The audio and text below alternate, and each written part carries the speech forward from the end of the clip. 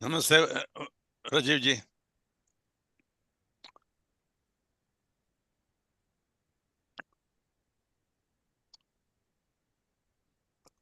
Okay. Namaste ji, Rajiv ji. Please start. So the program is live now. First Yeah. of all, hello and namaste everyone. Welcome to the second session of Hindu Heritage Special Topics for Summer Study. I am Pooja Kumari, your host for this program, and I am excited to welcome back Dr. Balaji. Let's give warm welcome to Dr. Balaji. We are looking forward to your session. Namaste. Namaste ji. Yeah, as I told last time, what I'm going to present is a very simple, very basic Hindu thing, which you may all know, but this is just to order in such a way. We are putting the talks in a such simple way so that you can understand to take the message to the younger generation. That is my idea, instead of talking high level of the Vedas and everything. And I'm going to start with a little bit recorded prayer while we are waiting for others to join.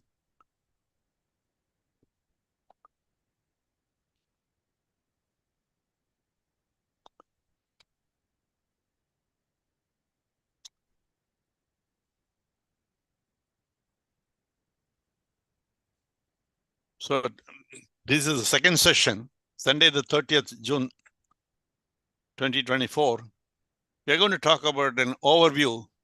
Last time we had an introduction. Today is more like an overview of a basic of what is happening in a normal person's life in Hindu studies. This is what we have to teach the children all the time.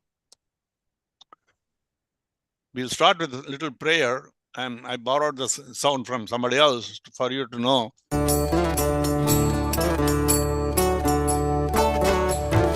वक्रतुण्ड महाकाय सूर्यकोटि समप्रभ निर्विघ्नं कुरु मे देव सर्वकार्येषु सर्वदा वक्रतुण्ड महाकाय सूर्यकोटि समप्रभ निर्विघ्नं कुरु मे देव सर्वकार्येषु सर्वदा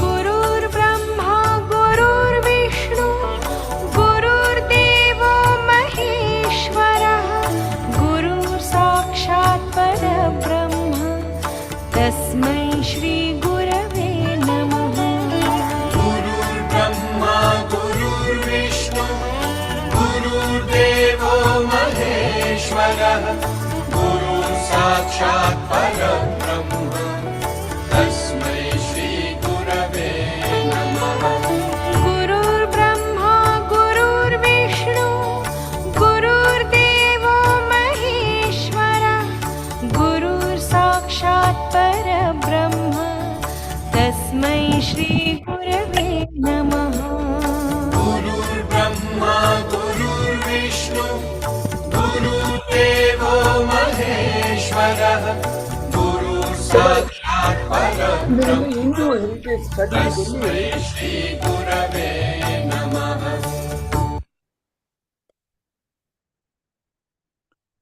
We had the introduction to Hindu Dharma last week. Today is going to be like a spiritual practice of what you are doing, basically. And following, there will be 8 more lessons on the karma, bhakti.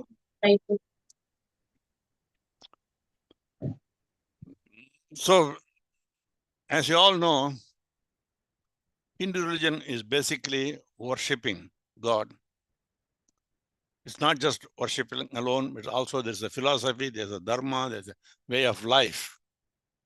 What you do in the morning, what you do in the evening, everything is guided by these teachings. Many of us, we learn some prayers. It's just one word, Om Namah Shivaya, Om Namo Narayana, Hare Rama, Hare Krishna. But we cannot live on that. We have to go beyond. That is the reason I played the music, to show that there is a lot of slokas, lot of mantras that you can learn. Go on higher step. Then beyond that, then you start reading books. You're learning recitation of 1,008 names of Vishnu, 1,000 names of Shiva, like that it will go. Then you start reading the Puranas, Itihasas, to know the philosophy and base of life. We have the worship service, puja, Satyanarayana puja picture here. This is regularly done by people on a daily basis, on a weekly basis, monthly basis. That's one way of life we live in. That is a spiritual practice. Then we have the home, fire worship. Fire worship is followed both by Hindus and the Zoroastrians, because they both are related religion from ancient times. And here is a worship service is there with fire, homam or havan in our temple here. So this is why all these are paths not for gaining any profit, but for realization of what is all about in the world. It's a realization of Brahman. So there's a glorious, solid unity. We see hundreds of different ways of practice, hundreds of different phases and statues in practice, but it's a glorious and solid unity is there in the faith. A person who worships Rama feels equally good as he worships Shiva. Some worship both, some worship only one of them, but still they feel okay. There's a bewildering but colorful diversity in practice. People get confused. They don't even know what's happening in the other, but still that there's a diversity in the practice. So today's session, we're going to talk mainly about the traditions. Hindu Dharma is practiced in various ways with prayers and rituals, meditation, and study of teachings. That's what we're going to talk about in the next 8 days. Among these paths, the Samskara rituals of Karma Yoga, as in the teachings of the Vedas, and the devotional prayers of Bhakti Yoga are very important to realize the supreme and most popular. This is being practiced everybody. And still, there are few who go one step higher of studying, having spiritual disciplines of Raja Yoga. Can you please mute your mic, sir?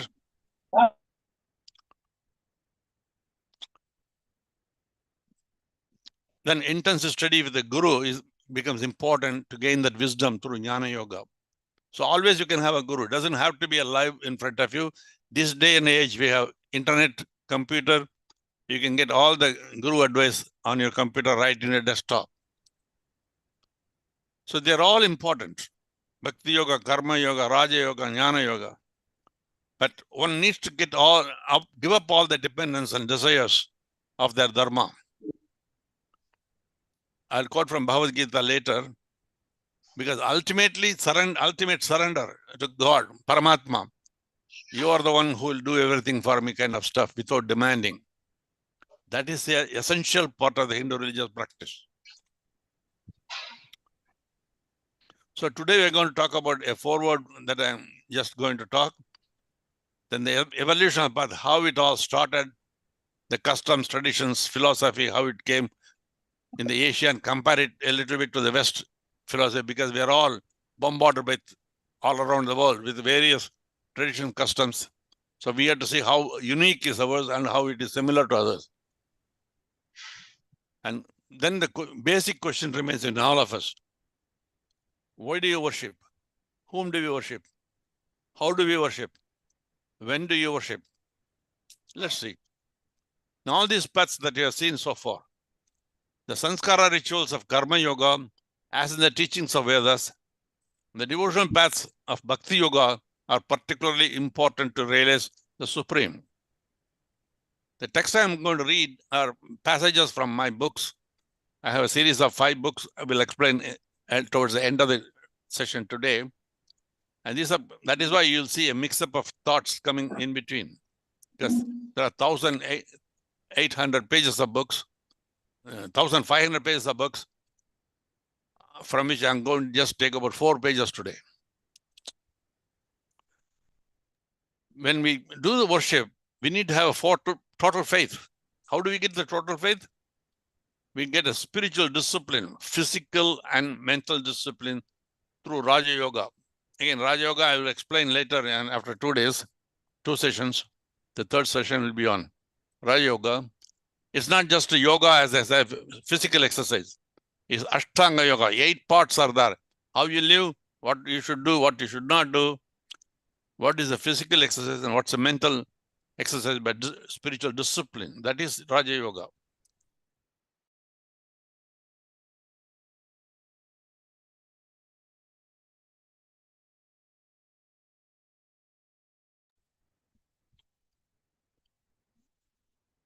So we get the spiritual discipline of Raja Yoga and followed by intense study under a guru to gain the Jnana Yoga.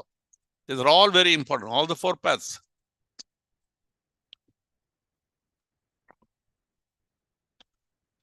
Then one needs to give up all the dependence and desires. Ultimate Saranagati is the path. Who is God? Ekam Sat. The truth is one. You know, the Sikh religion, they call it Satri Akal.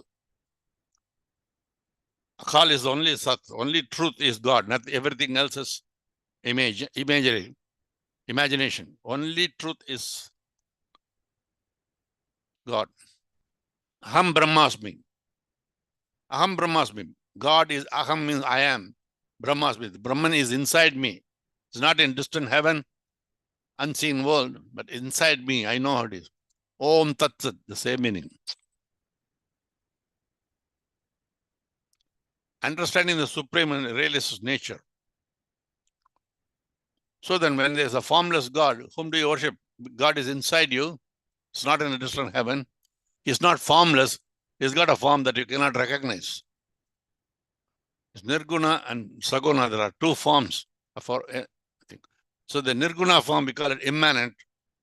Immanent nature is with a form. There's no form, but it's present everywhere. Like the oxygen around you, like the water around you. It's there everywhere, but you're not able to see. So if somebody says, show me God, I want to see. Yes, there's oxygen that you're breathing. Show me oxygen. You cannot. The same way the Bhagavan is also described by various sects in a visual area as Paramashiva, Mahavishnu, Parasakti. Those are the 3 forms in which the 3 sects look at the immanent nature of God. Because when they cannot see, you imagine something with Maya, it hides itself, but you get a form to it. So the Shaivists call it Paramashiva, the Vaishnavists call it Mahavishnu, the Shaktaites call Parasakti, and it's the same as Paramatma, who is immanent. From there we come to the next level, a transcendent form, that is Saguna Brahman. Why should you take a Saguna Brahman? Because there are various jobs, various work that God has to do for you in the world. So we create an image for each one. There's a creation, protection, and dissolution. Those are 3. Brahma is for creation, Vishnu is for the protection, and Shiva is for the dissolution. How can they do that? Because they are what called Paraprakriti. So the divinity also manifests in the female form through Parashakti as Saraswati, Lakshmi, and Sakti. Saraswati gives the knowledge for creation, Lakshmi gives the wealth for protection, living, prosperity, and Shakti gives the energy for the dissolution act. So now you know whom do we worship. Now you know why do we worship and how do we worship. Because once you know the service from somebody, you thank them. So you worship only to thank God for all the good life that you are getting, or all the life that you are getting. So Hindus worship Bhagavan in the forms of Brahma, Vishnu, Shiva, as I already told you. And Parasakti comes as Saraswati, Lakshmi, and Durga, giving the energy. So here, God Mother is depicted in the consorts in the picture. And Hindu religion is the only religion in which the Supreme God is worshipped in the female form, not only the male form. Of course, the old Greek, ancient Greeks, and many tribal religions in Africa and Australia, they worship God in various forms. Some of them are male and some of them female. They are Upadevatas, down below. The Supreme God we form in the form of a mother. How many gods we see in this picture? One. But one with 6 images. That's what is the picture you have to understand. So when we worship, you worship the empty space. You worship the Pranama mantra or Omkara, Om. That is God.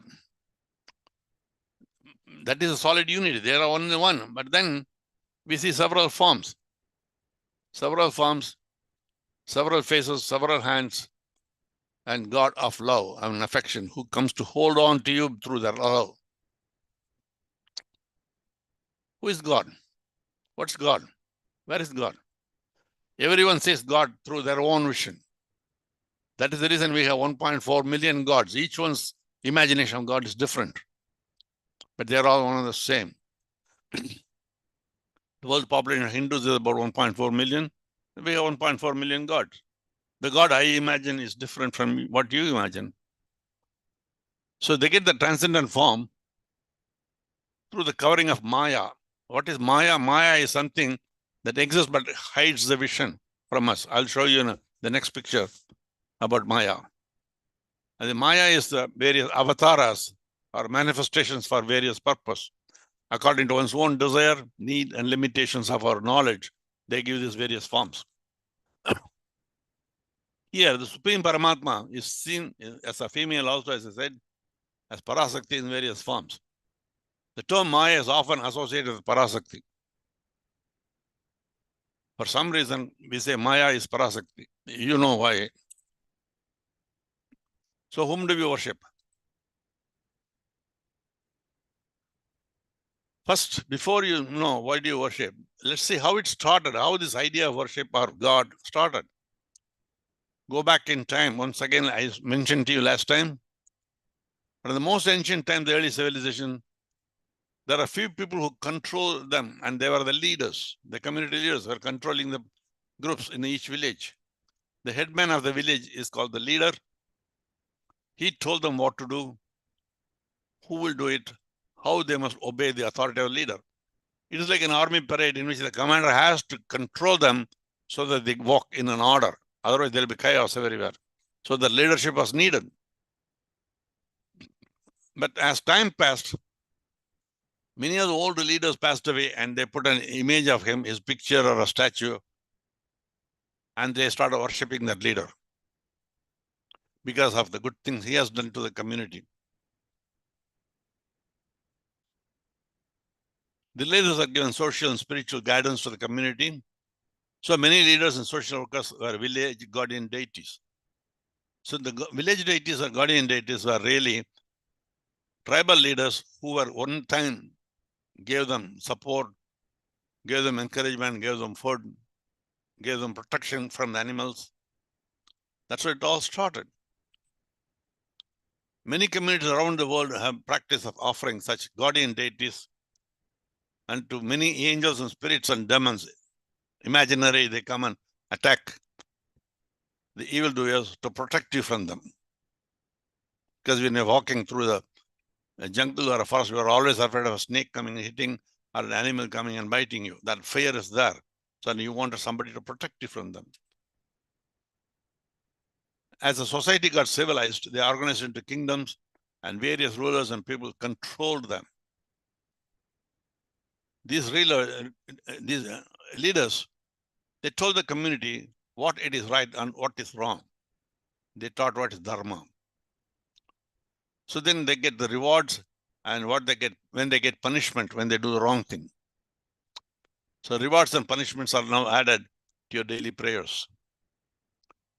Several group gods were identified, some known, some unseen and unknown, some known and seen, who will control the welfare of the community with rewards and punishments that way. People living in many communities and many cultures were taught of a fearsome god of anger who will give you punishment. Because when they don't behave well, they say God is going to come and hit you.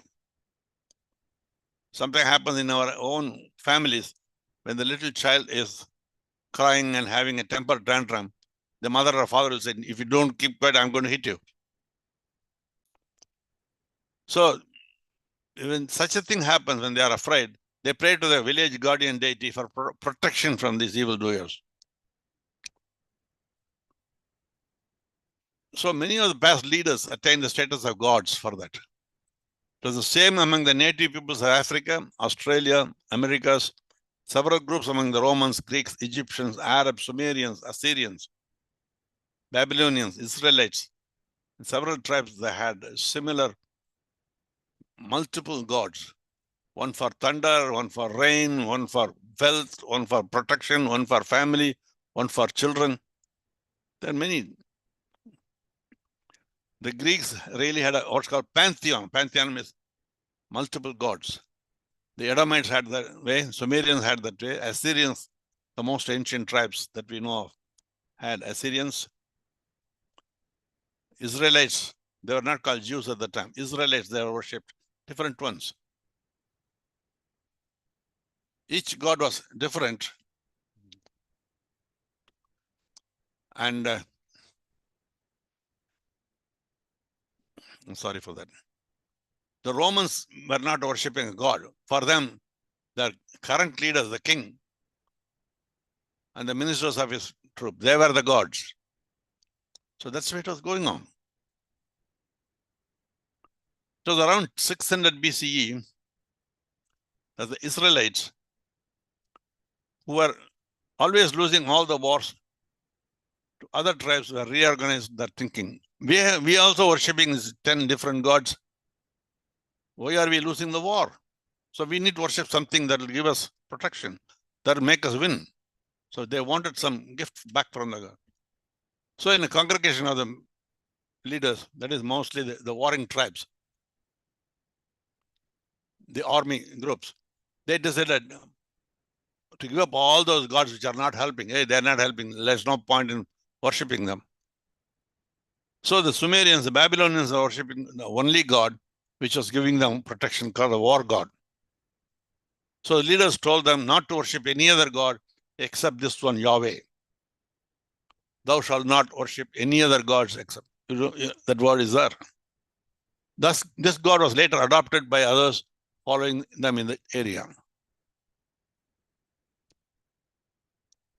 The Israelis or Jews were there in that group.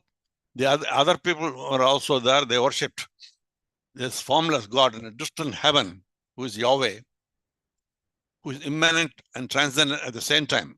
Immanent, formless, transcendent, away from you. Immanent means inside you for us. So immanent is formless, at the same time is away from you. And then that away from you, God, does not come down to earth, but they sends a Messiah to teach you what to do, what is not to do, and protect them. And these teachings were acceptable. I'm not imagining this. There's a book called Invention of God from Thomas Romer. It's a French book translated English by Howard University Press. So authoritarian book. So that explains the story. It may be true, may not be true, but that's the way it appears in that book. So social leader was identified in each of this group. The group then identified a Messiah as a son of God that brought them the holy message, and the religion was formed 300 years later. That is the Jewish religion. The religion of Christianity was established at the time when some leaders were identified as their saints and their teachings were taught to them. The gospel became a practice. Other leaders who did not agree with them, they formed their own Protestant group. Yes, when one teacher teaches you something, there are people who follow them and people who do not follow them. They are always split. Always, every teaching has got a split. So several religious denominations formed over the course of years. The Western religions worshipped God only through the priests. Some were waiting for a messenger, like the Jews, to come from the God. Some others were waiting for a second coming or insisted on one and the only final Messiah whom they followed. You know who the three are. So there are Abrahamic faith, the Judaism, Christianity, and Islam. That's how they were formed. Similarly, 500 years later, the Egyptians, Arabs, Turks, and Persians accepted their one leader as a Messiah of God, and his message for religion and theology was established for their own physical worship practice. That's how Islam was formed. The community then identified the leader of their Messiah and their prophet as their prophet and the one and only final messenger for peace, messenger of peace from God. His disciples formed a religion 300 years later. So prophet appeared, 300 later, the religion appeared. All these groups of people in the community, they had their own methods of worship. It was different from others. These teachings also got altered, modified by several later day leaders, forming their own groups. Some of them who disagreed split from them, and they formed their own religious groups. These groups are seen in West Asia, parts of Europe and North Africa. Each said that we are a section of that, but we follow the same group, but not the same teachings. So this is the history that formed in Abrahamic faith. Why I'm saying all these things is because as a Hindu, when we practice, we get bombarded by other thoughts. So we need to know where we stand in that. So Abrahamic faith, Judaism, Christianity, and Islam was formed. Now let us see how we formed. The history started similarly in all over Asia, exactly the same, including India, it was the same. However, the teachings and development took a different turn. While various types of religious movements coexisted in China, Japan, and Southeast Asia, Buddhism was supported by a large group of Asians. Many members of the communities coexisted along with other Asian religions. The Hindus in the Hindu Dharma and Buddhists in the Buddha Dharma. In India and South Asian nations, Sanatana Dharma was flourished all over very well. Various segments are there. When you say Hindu, we had Shaivites, we have Vaishnavites, we have Shaktiites, and we have Smartas. So they worship different way, but they all agreed that they form the same religious group. The Turkish, Arab, and Persian Muslims ruled in some countries. They invaded, they occupied the area, so they caused some restrictions to the religious practice. South Asia and Southeast Asia and also were controlled by them. Later, the British rule also caused similar changes in the tradition. Every one of us, we get confused between the two traditions.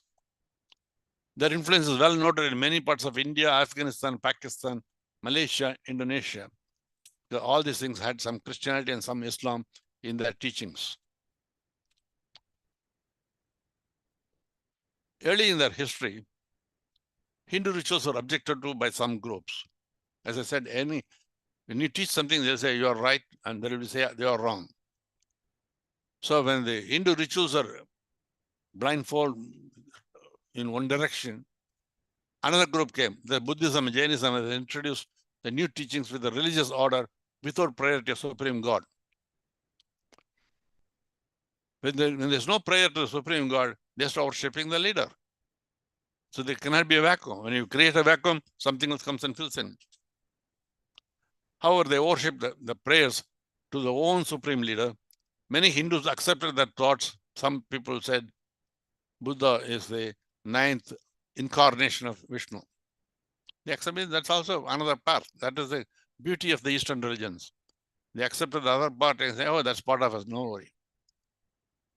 So many alternatives came when the communist political philosophy from Russia and China came in. Because of the poor people, they took advantage of the poor people suffering. So the communist philosophy came in. So I'm not saying theology, it's a philosophy. Communism is not a government, it's not political, it's a philosophy. That's the way it is. So they supported the idea of atheism, disbelieving all religions.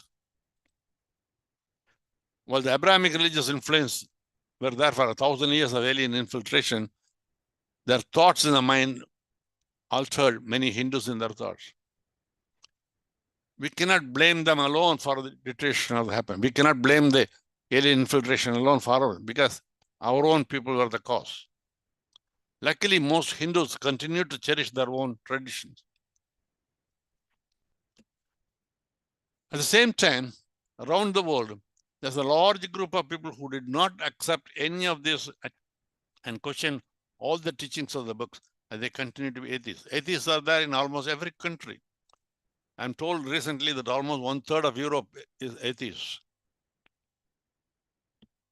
Same thing happened in ancient India. We had followers of Charvaka and Ajivika. Ajivikas and Charvakas were a group of people who were like saints or sadhus, but they don't believe in God. They don't believe that there's a God here. So they wanted to live happily by artha and kama, just for the prosperity of wealth and for the pleasures. And they want to live happily ever after. They did not believe in dharma. Then there are many uneducated people in the villages who do not know or understand or read about the philosophy. So they started worshipping the local village deities, who are called Grama Devatas. While comparing all these traditions, the West and the East, one should not consider any one tradition is superior or inferior, but just as an alternate tradition of thinking. Never say, I'm better than you. He's his way, this is my way. You know, on the dining table, a China man puts a different kind of food in his table. A person from India can put all the food, which a person from Europe may not like it. They may have pasta, they may not have the rice or roti. So it's a different way of eating. Nothing wrong with it. Each one is a different form of calories. Same way. This is the thoughts. Some believed in one God with many forms. Some did not believe in any form of a divine force. Even those who deny a divine force, they have the right to their opinion. Even atheists, I got the right to their opinion. It's called a faith, what you believe in. Few logical political parties formed, and they were disturbed by the conflicting message of the Hindu philosophy and Abrahamic theology taught in their school education. That's where it started. This Abrahamic theology was there, the Hindu philosophy was there. They got confused even as a student.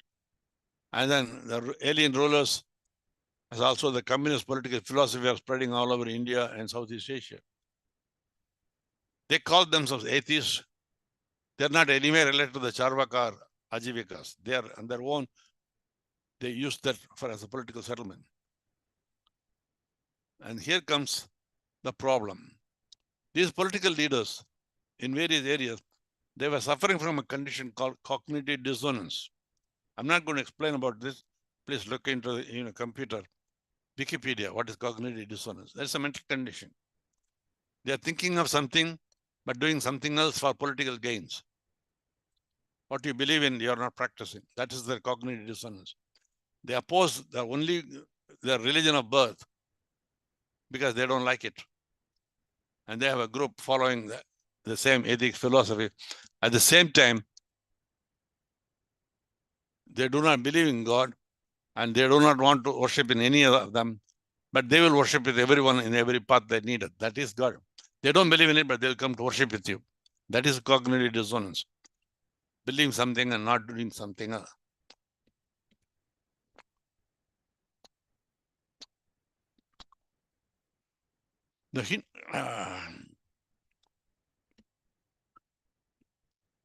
So the worship our own past, present leaders, these political leaders who call atheists, they ended up worshipping their own leaders, past and present. They'll offer flowers, fruits, and lamp. This is not much different from your worship in the temple or in a church. Some caused political and social unrest too. These movements caused some limitations and confusion in devotional worship for other followers also. Whether do we follow him or follow that, which way we don't know. So the Hindu customs and traditions thrived well with a new vigor and prayer services. So in spite of all this, the Hindu customs were strong enough to continue in several temple worship, several avatars are, but still many knew that they are worshipping that Paramatma taking those forms. So whom do we worship? Hindus believed there's a divine revelation of the Supreme Paramatma, a formless God, or Supreme God, Ishvara,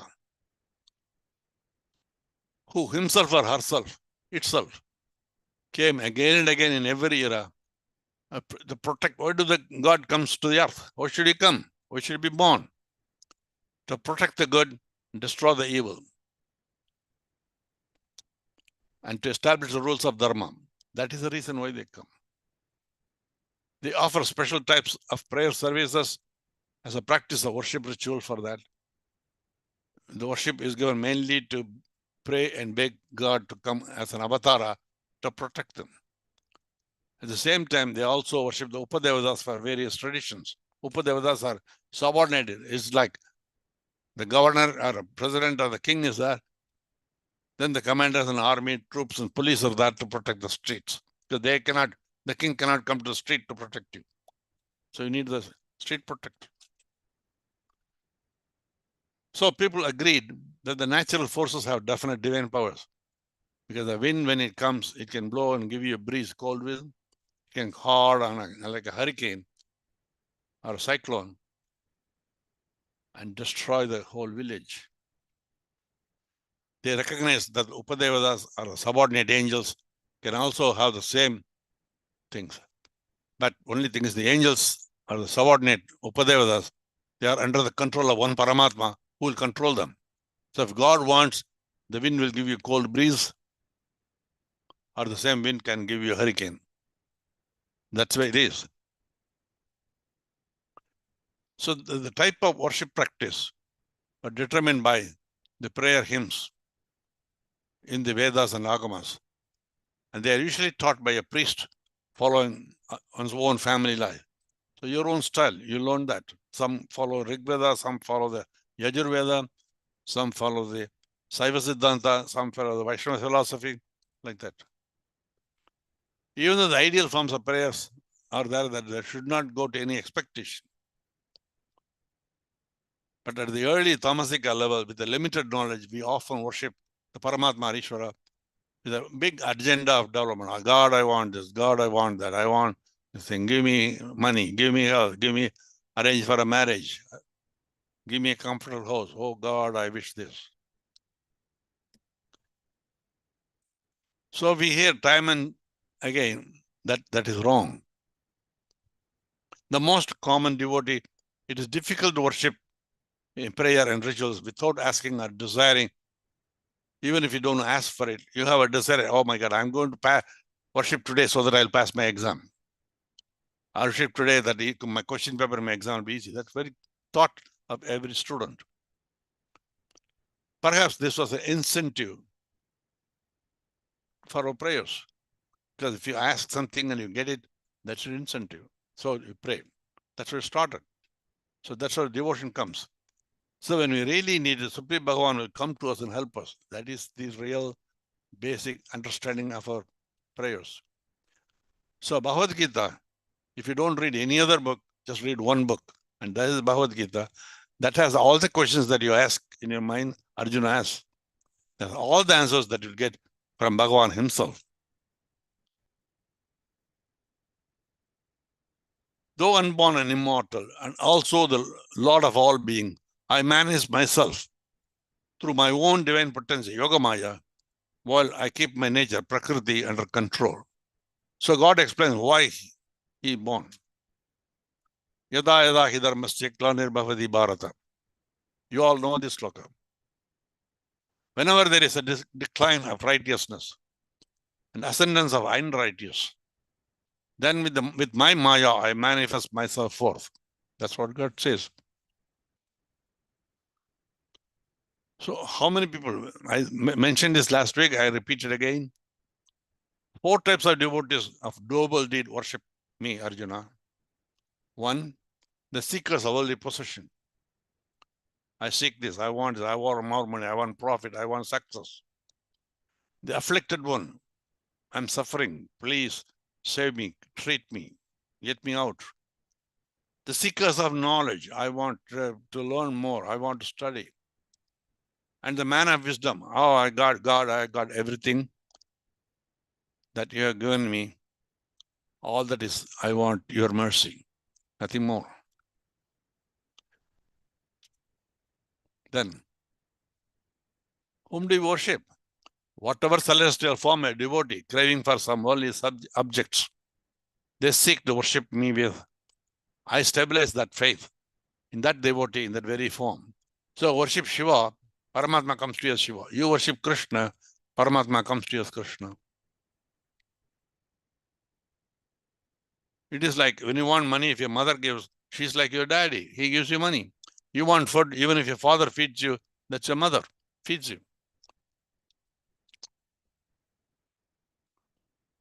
So from ancient times, people all over the world, in various communities, they have definite ideas or beliefs in supernatural force. But they worship the one superior to us as a creator who controls everything. He's a creator. When the community followed the teaching, it's a blind faith. It was a blind dogma. So this is called the Bhaya Bhakti. And many societies around the world, they had only the Bhaya Bhakti, not beyond that. 90% of the people, they had only Bhaya Bhakti. When all paths lead to one and the same Supreme God, then why do we have so many forms? That's a question is being asked. Why do you worship 300 million gods? A devout Hindu continues to practice his Bhaya Bhakti of a Tamasika. Slowly they mature like a child in the house towards the parents. They continue to worship the practice at the same time, the same devotion, same love, but reduce their expectation. So now they have a single point devotion of Ananya Bhakti, worshipping God in one form only. I will worship only Krishna. I will not go to Shiva temple. I will not go to Shakti temple. Even if I go to the temple, if there are many deities, I will worship only this deity. Only one form, Ananya Bhakti. This is called Rajasika form. Because once you get the Rajasika form, they are attached to Artha and Kama, along with the Dharma. They worship with this Bhakti. At the same time, they want all the great things. They want elaborate rituals so that God will be pleased from that. But we have to understand and lead something. Rigveda again says, Savidyaya vimuktaye. True knowledge leads to liberation. So if you want spiritual liberation, you need to obtain true knowledge about all this. So with that, once we get a Satvika, you get Ekanta Bhakti. Again, Ekanta Bhakti doesn't mean that you worship the Supreme Paramatma. No. In Ekanta Bhakti, you see Shiva and Vishnu, you see Vishnu and Shiva. So you have divine blessings, whichever form you worship, that is good enough. That is Sattvika Bhakti. You recognize God is there in every form. So still they get full realization of Paramatma in each form. You worship Shiva, you see Paramatma sitting behind Shiva. You worship Ganesha, you see Paramatma there. You see Vishnu, you see Rama, you see Krishna, you see Paramatma there. So what is that supreme realization? We get spiritual realization, yes. That's a different story. We'll talk about it later. Only a realized Atma can really understand what is supreme realization. So let's see what it is. Everyone who follows our faith religiously believes in the supreme reality. We know supreme reality is omnipotent and omnipresent. He's present everywhere and he's capable of everything. That's why 1,000 arms, 1,000 heads, 1,000 eyes, 1,000 vision. We have realized that the supreme reality is present everywhere, inside us and outside us. It's not in one corner of the universe. It's called immanent status. But he comes down to the earth and takes the various transcendent forms.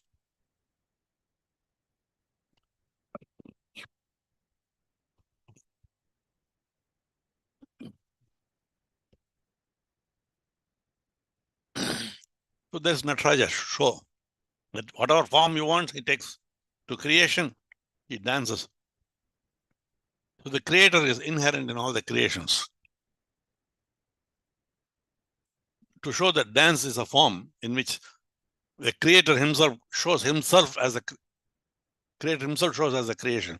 What he creates as an art is shown, that is dance. So we raise the divine forces in our children, in animals and plants.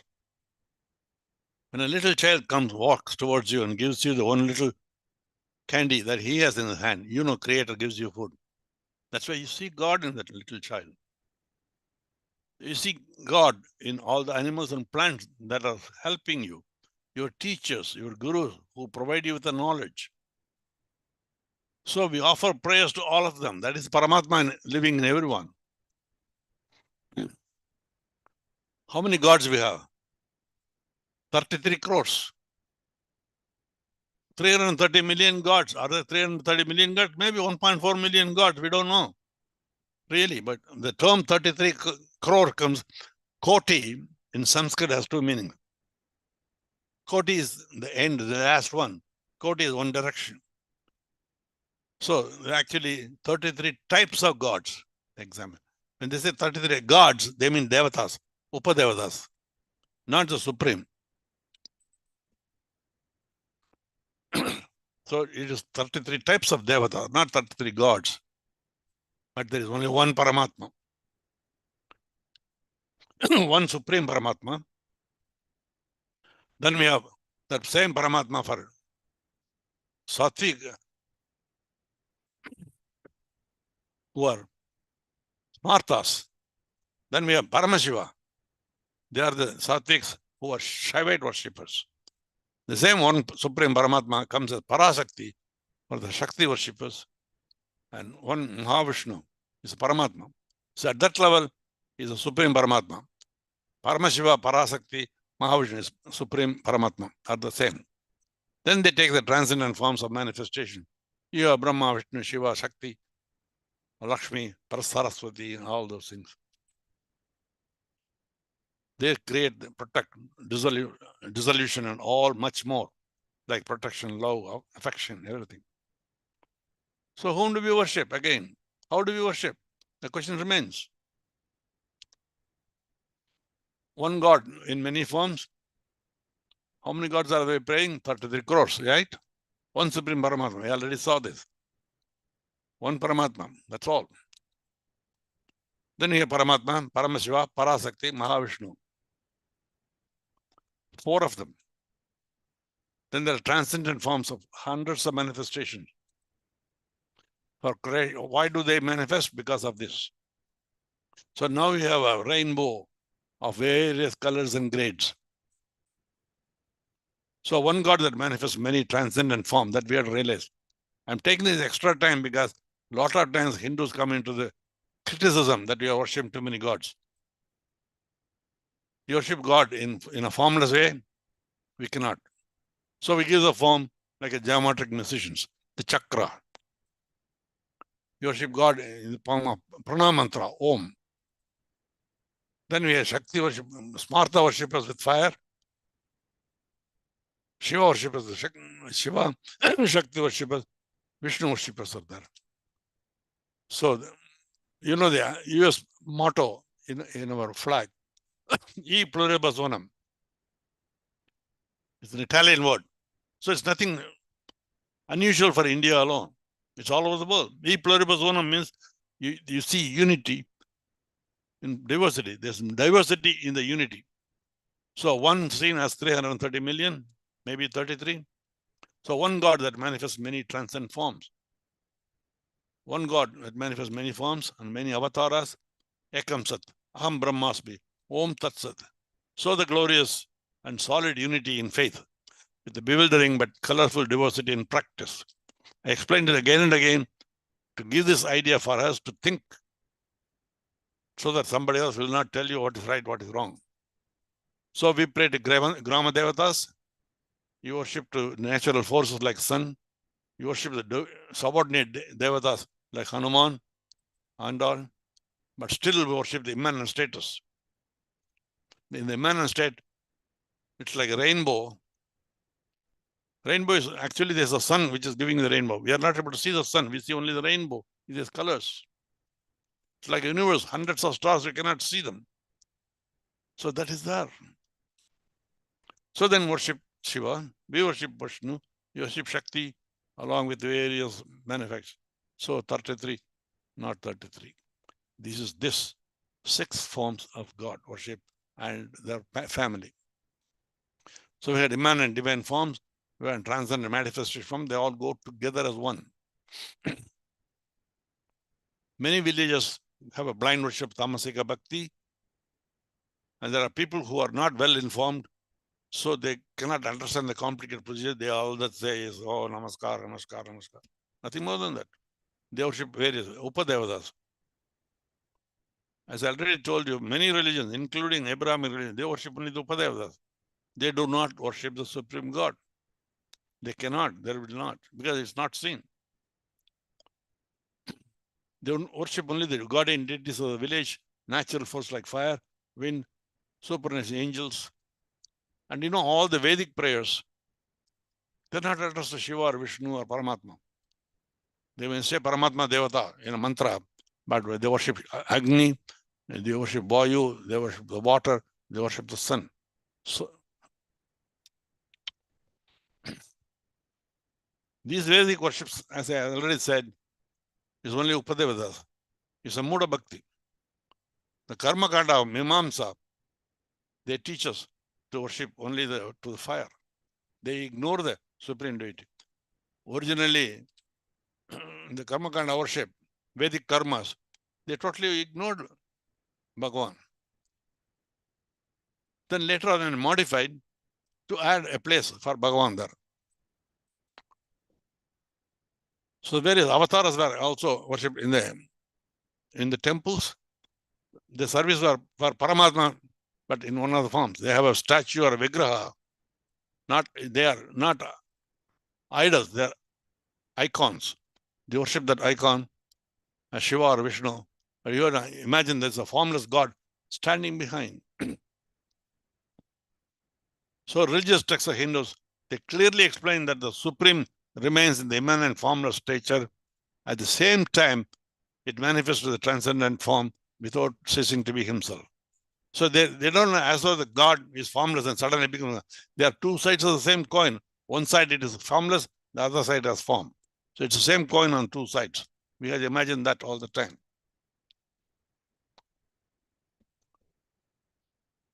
So this is what we call the glorious and solid unity with a colorful diversity. So it's the multiple forms of prayer services to the teacher, to the leaders, the divine world of the spirit, and also the Upadevatas are just the stepping stones to enter the realm of the supreme divinity with the various transcendent manifest forms to the multiple powers. All these things are necessary because it creates you that mental discipline for a spiritual discipline to condition that, to get the true realization. You need to realize that ultimately, and that's the only way you can get it. How do you get it? A true devotee of the Eastern faith utterly understands this position of these gurus and the Upadevatas in their prayers. They are as subordinate to the supreme divine force. So whom we worship is not the supreme force. We all know. So we follow 4 different paths for that. There are 4. What are Karma Yoga, Bhakti Yoga, Raja Yoga, Jnana Yoga. These are the things that I'm going to discuss the next 8 classes. Some followed what is convenient to them. You cannot understand, you ignore that for the time being, you learn from later. Well, most Hindus in modern times are trained in customs and philosophies. All the traditions are mixed up with the Western culture, with the teachings of the alien rulers in India the past several centuries. But that's not the only excuse. Our own ego and greed also is there. Oh, I know something, but I'm not going to tell you what it is. That kind of attitude people had. So that was a problem with the Hindu religion. So a million of alien rulers and also some of the political atheism or materialistic priorities are equally confused the thinking of the society. Very few were able to think clearly of the true messages of the ancient teachings and teaching. So that is where Swami Vivekananda comes into picture. Sarvepalli Radhakrishnan comes into picture. They clearly explain to you, read their books.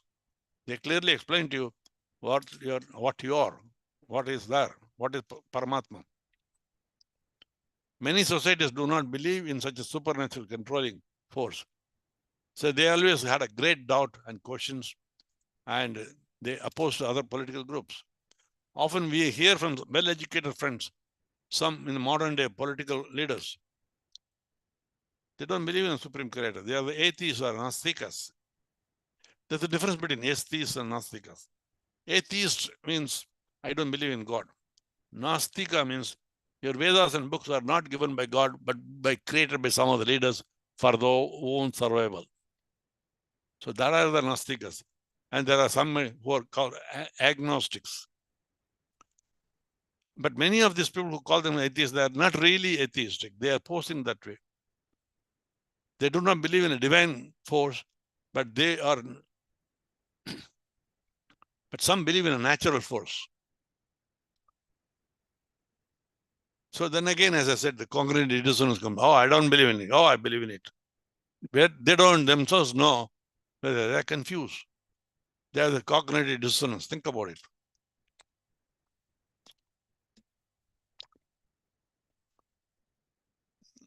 We are not somebody wants a proof, God. We are not conducted any experiments about boiling water or space travel, but we have blind faith of the science that we read. Some scientists told that he sent a rocket from here to moon. Oh, you believe in it. You don't even see the video of the flight, but you fly because it's science. But you know the documents can still be duped. There is a group of people who believe that America never sent a rocket or a spaceship to the moon. It was just in the deserts of Arizona that they took picture and showed.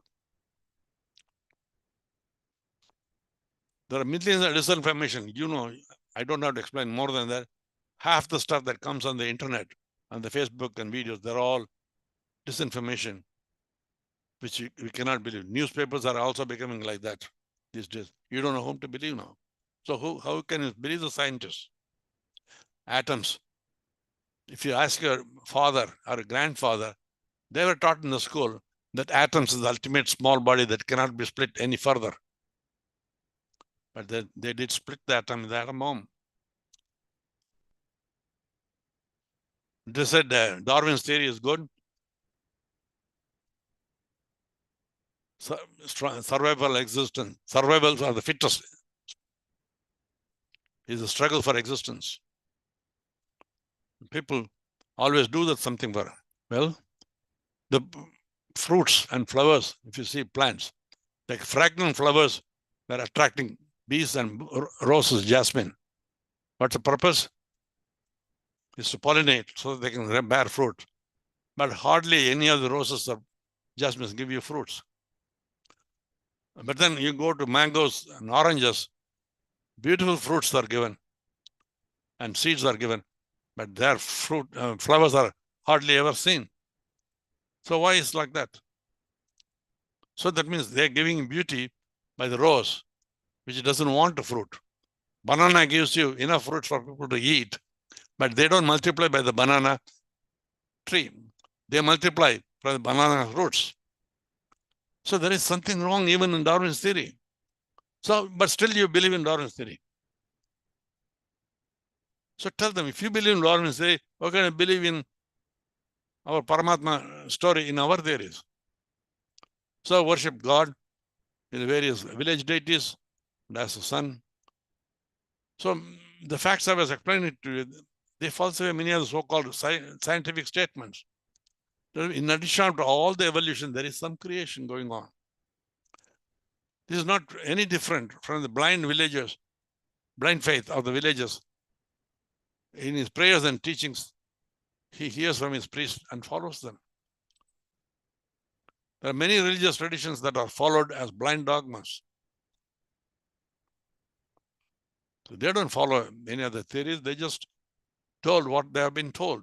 They just follow that. But any questioning these customs, especially in Abrahamic religion, if you question the customs and traditions, they call it blasphemy. You get killed, you get punished, you get into jail.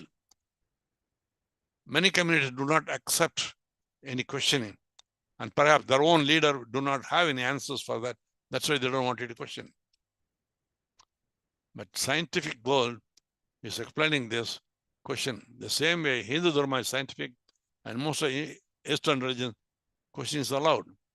We allow the followers to study and think for themselves, ask critical questions and doubts, then analyze and accept the truth.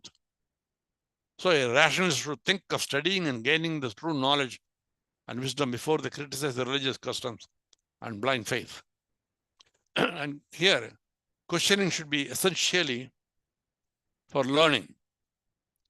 The questioning is not meant for creating a doubt, but understand better from the Guru. Only to clear that doubt from the Guru, you are asking questions. In Hindu traditions, questioning is acceptable practice. Upanishads explain clearly. There's a whole Upanishad. Can Upanishad is full of questions and answers. Bhagavad Gita is all questions and answers. The question is there. One may deny until they are able to understand this. So they question because they have a doubt. You get an answer. So Hindu religion has an answer for every one of the questions. Only thing is we don't know where that answer lies. That's where we need to study them. Again, ignorance is not a bliss. So you cannot be an atheist because you don't know. Find out the answer there is there.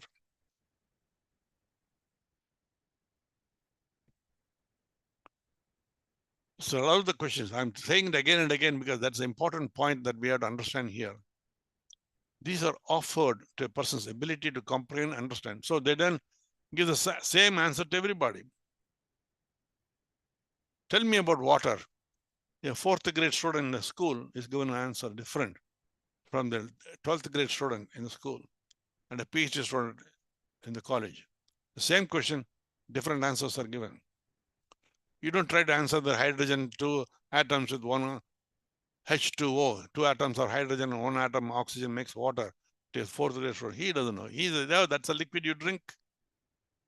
So different answers are given sometimes according to age, according to evolution. But when this thought comes from various, Rigveda itself says, may noble thought come to us from every direction. So we accept different answers from different people. We accept it. We do not say, no, don't listen to anything. Just listen to me only. No. Rigveda says, don't listen to me only. Never says that. Let more noble thoughts come from every direction. So the earliest sound of creation in the space, it gave to us the pranama mantra, Om. All our karmas and the fruits are thereof are accordingly his desires of the sound, Om, pranama mantra. There is timing in all moments. When the planets move, there's a divine energy and a mass going together. So the mass planets going, they create a humming sound, and that is the energy that gets E equal to mc square that comes later on. So neither of them is ever destructible. So neither the mass nor the energy can ever be destroyed. They always survive. Einstein's theory. So that's why Gayatri mantra is. Gayatri is not the name of the god. Gayatri is a syllables, number of syllables that we use in the word. Gayatri mantra is called Gayatri. So the Anushtup Chandaha, Gayatri Chandaha are different chandas. So in Hindu Dharma, so far we have seen all this is explained various equally diversified methods about the Creator, God. The major text guides us through the 4 Vedas, including the Upanishads, which are Vedantas. And also there are Agamas and Puranas, Itihasas. They explain the philosophy and the forms of worship. Here I'm mentioning only about creator because most of the Western religion talk only about creator. We are the only ones who talk about creator, protector, and dissolver. There are hundreds of local traditions. Each tradition in each village, each town, each state, each part of the world is different, but we all follow that as prescribed for each community. So this is the mode of bhakti that everyone follows. Oh, I'm Elron, I don't want the mode of bhakti. No, everyone needs the mode of bhakti also, because that's a spiritual discipline. We need to study the way we comprehend to get the supreme divine truth. So at the mode of bhakti we may worship, but still we need the knowledge to get that. So here several rituals are performed as blind traditions. They become essential. Even the most knowledgeable will do that. Kanchi Paramatma Shankaracharya said that even the most knowledgeable Vedantis needs to have some mode of bhakti. Swami Vivekananda, in one of his lectures in Cambridge, 1869, mentioned that Vedanta may be a form to learn knowledge, but he also needs a Vigraha worship.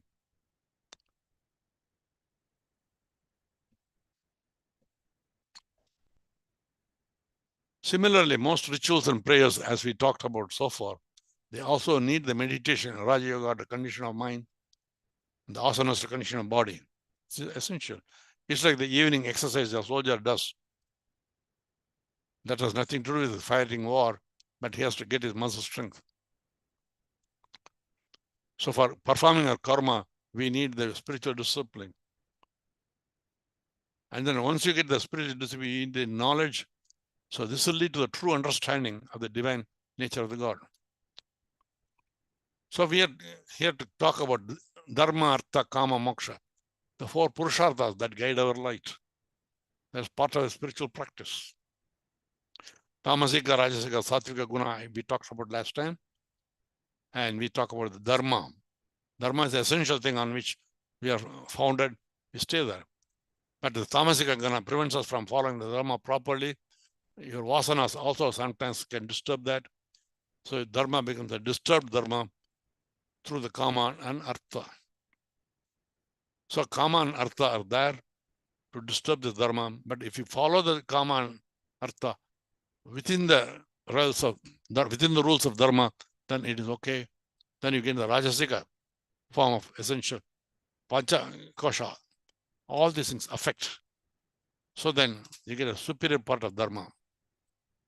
So from a Sattvic, from a Tamasic Dharma and Rajasic Dharma, we go up and up to Sattvika levels of Dharma. So that is what we have to do. We follow the Dharma, but we increase the level to Sattvika level. That's very important. So from Sattvika Bhakti, we raise ourselves up to get the ultimate spiritual. Moksha is not death and gone. Moksha means spiritual realization. You get the spiritual realization of moksha. According to our karma, we can do that. If your karma is not affecting you, then you may not reach the Sattvika Dharma. So the effects of our rituals are to be understood. Once again, we need our karma. Along with the karma, we need the spiritual discipline of dhyana. That's why dhyana becomes equally important. And as explained in Bhagavad Gita and several slokas, we do not ask for any benefits for our devotion, or karma to Supreme. We don't ask for benefits.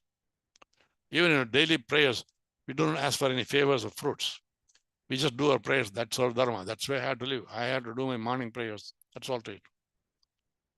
This is understood and realized that one needs to seek through the path of dharma and bhakti to reach the Supreme. So long as you're keeping on asking for favors in your prayers, you can never reach realization. You are there and I don't have anything. You are going to protect me. It's all right. It's like a little child. When the father throws the child in game up in the air, he doesn't cry. It laughs because he knows the father is there to hold him. He will not fall down. He will not let him go.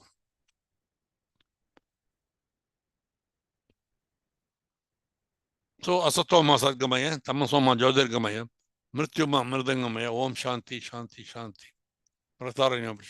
Lead me from the unreal to the real, from darkness to light, from death to immortality, peace. That is our prayers. Kayana vacha manasendriyarva buddhyatma prakrite svabhava karami yadyat sakalam parasme narayana samarpyami. So that is another kind of prayer. I dedicate to the Supreme Person, Narayana, all that I do by means of body, words, and mind, by organs of action, the organs of knowledge and impulse. I dedicate. You see, these two prayers, they're not asking you anything more than give me peace. So these are explained in my books, a series of 5 books I published on Amazon. And along with that, I also published a book called Essential Secret. It's not medicine, Essential Life Secret, Lifestyles. It's for healthy body, mind, and spirit. To have a peaceful mind is very important to reach Supreme. So this is explained in my 6 books, also 1 book on lifestyle change available on Amazon. So this is my 2nd book. Last time I mentioned to you about my 1st book. This is my 2nd book they wanted me to mention. It tells you about the basic concepts, the fundamentals of Hindu Dharma, messages of Vedas, introduction to Hindu philosophy, introduction to paths of yoga, devotional practice, and devotional prayers. And all my lectures are based only on this book, even though I have a higher level of books which I did not present. It comes as a Kindle book, an e-book on a computer, and also a printed book that you can purchase, give it to children to read, or you can have a hardbound book that you can copy and give it to them as a birthday gift or as a graduation gift. So what does this say? I just give you a sample of few lines. Hindu religion and its practice are guided by the teachings of the Vedas, Agamas, and Dharma. It is given to us in various forms of informative writings by hundreds of great authors, saints, guru, philosophers, and teachers. The cultural practice and interpretation of the faith are varied from place to place. The way they practice in Tamil Nadu, Chennai, or Andhra Pradesh is different from the way they are practiced in Punjab or Bengal or in Europe or in America or Pakistan or Bangladesh or Australia. Each community, they develop their own methods. They continue. Everyone is wrong, acceptable to variations. The teachings of Hindu Dharma have been questioned, analyzed, and studied by many generations, and have been modified by several Renaissance movements of their own. And mind you, the Hindu religion is not the same as it was practiced 3,000 years back. We accepted new changes. Even the gods that are worshipped 5,000 years back were different from the gods that were worshipped 1,000 years back. So whom do we worship? Why do we worship? What is God? The supreme reality, one and only God we all know. He is referred to as Bhagavan, Paramatma, Bhagavati, or Brahman, and many such names. The formless God has no name by itself. We explain them more as an adjective. That only Supreme Brahma has 2 faces in presentation, same time to the universe. It's like 2 sides of the coin. One is an immanent status, which is a formless Nirguna Brahman, and we cannot see or worship them in the formless state. So Bhagavan itself transfers into the transcendent form as a Saguna Brahma, other side of the coin, to several manifest forms. And that is the Sanatana Vedic Dharma. We have male deities and female deities. These are there are 4 sects of Hindus who worship the Supreme Deity in different ways. All parts of Sanatana Hindu Dharma are there, Vedic Dharma is there, and they're all given to you by several acharyas to the same Hindu community. You can get all these texts and books available on Amazon, available on internet, and many teachers. Smartas worship this one Brahman as Paramatma. The Saivas worship the same Brahman as Paramashiva. Shakta worships the same as Parashakti, and the Vaishnavas worship as Sriman Narayana. They follow either the Advaita, Visishta Advaita, Advaita philosophies. So those is just a sample, a couple of pages. Now let's see what is going to happen next week. I want you all to join me again. We'll talk about Karma Yoga. That's part 1 of the Karma Yoga. That's the next session. Karma is what is done, a deed or activity as seen everywhere. This is the essence and part of Nitya Karma and Karma Yoga. Whereas everyone else is talking about their individual rights, our Vedas first talk about our karma. We don't talk about right. Oh, I have the right. No, you have a duty. That's what I'm talking about. Ordinary karma has a binding quality. So you go into karma yoga, that means you're performing an action without an affection.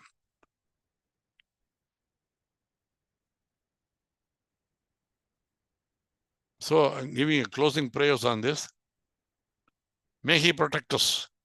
Om Sahana Bhavatu, Sahana Bhunaktu, Sahaviryam Karavavakai, Tejasvinavaditamastu Vavidvitsavakai, Om Shanti, Shanti, Shanti.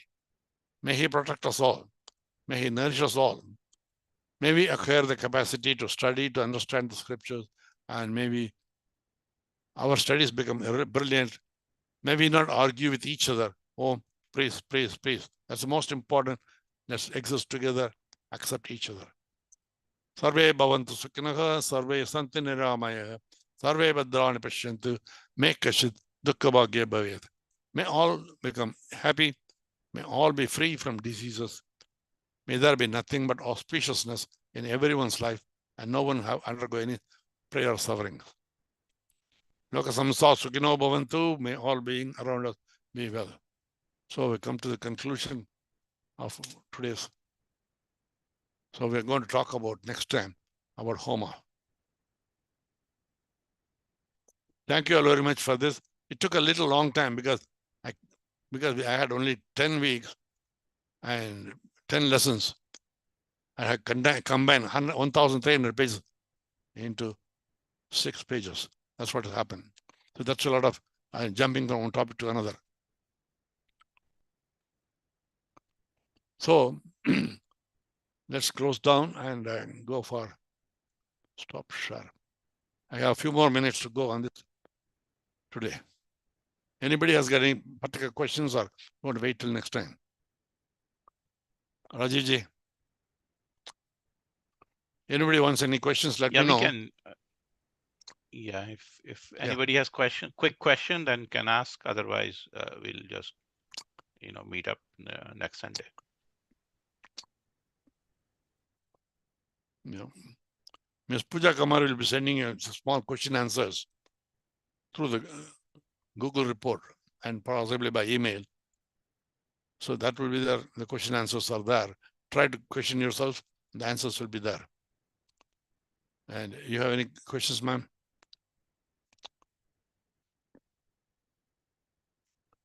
I think I confused you enough. And there won't be any questions. I think that's the way it is. Rajiji, Mr. Sharmaji, you need to unmute, ask. Unmute the mic.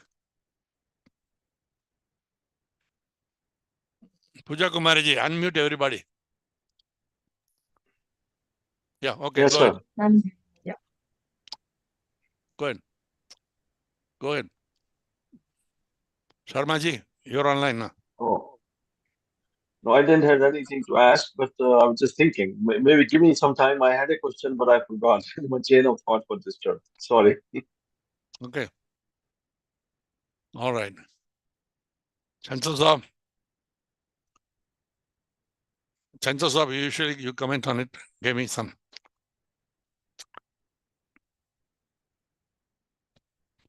Okay. One more and then we'll close after that. Setigaru, are you there?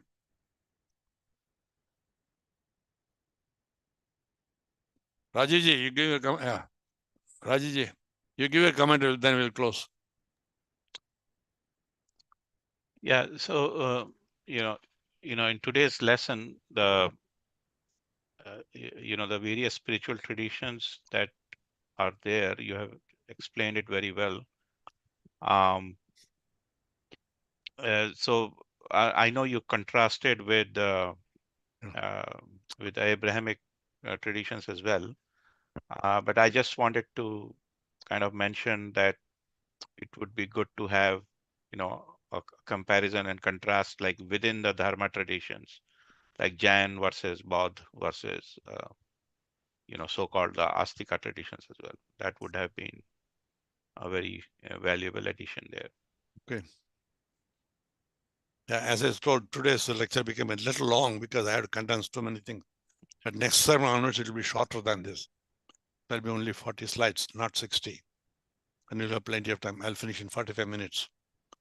And next time onwards, you'll have like on Karma Yoga and Bhakti Yoga, you'll have a lot of questions you can ask. Okay? So we'll close down, Pujaji. Unmute. We'll close down right now. Yeah.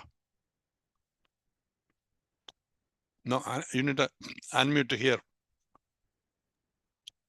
Thank you, Balaji. It was a really informative session. And thank you, everyone, for joining this session. And see you in the next week with another engaging topic that will be a Karma Yoga, Nitya Karma, and Karma. So thank you and namaste, everyone. Okay, thank you. Yeah, next session onwards will be focused on subject. Today I just went through the entire Hindu religion in 1 hour.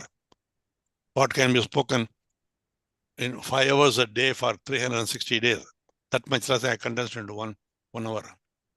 So you can imagine that's why it's so concentrated and so much. I was jumping from one to another just to get an overview. Okay, you'll be all right. And then we'll see next Sunday, man. Next Sunday, we'll see you all. Thank you. Thank you, Dr. Mukherjee. Thank you, Seti Garu. So, thank you, Mr. Sinha. Thank you, Mr. Pradeep Mishra. Gitanjali, Mr. Nat Anomaly. Thank you. Thank you, Prabhu Narmanchi and Jai Ganguly. Thank you, everybody else.